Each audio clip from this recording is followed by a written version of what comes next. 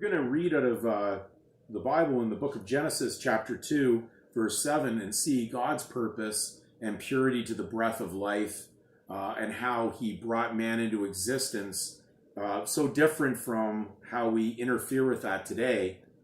And we're going to look at verse 7, and it says, "And the Lord God formed man of the dust of the ground and breathed into his nostrils the breath of life, and man became a living soul." We see nothing in here about God restricting man's breath and how important the breath of life is for existence.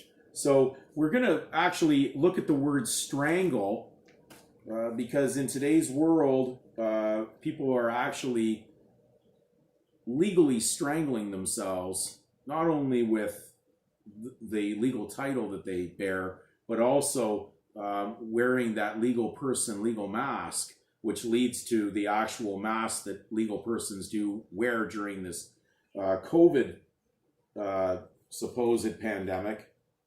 And so we read in, I'm reading out of the Webster's College Edition. I've read out of this many times, but in the second definition, it says, strangle is basically to suffocate or choke in any manner, to suppress, stifle, or basically repress.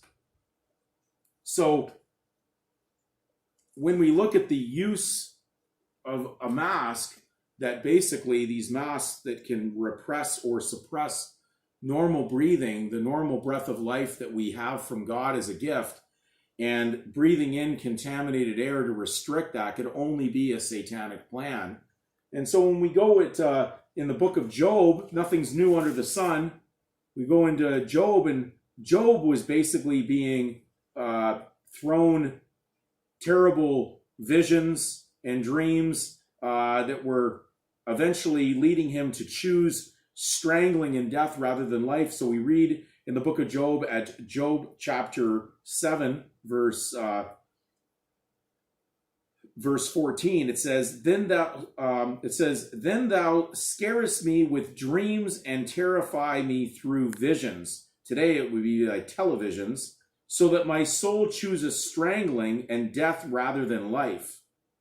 And notice in verse 13, he says, when I say my bed shall comfort me, my couch shall ease my complaint. Many people sit around in comfort on a couch or a bed, and what are they turning on? The TV with the news that tells them about all the people with supposed pandemic issues of mask wearing through this legal virus that has got into everybody's temple. So be aware, God breathes into us the breath of life. He doesn't suppress that. Only Satan does that.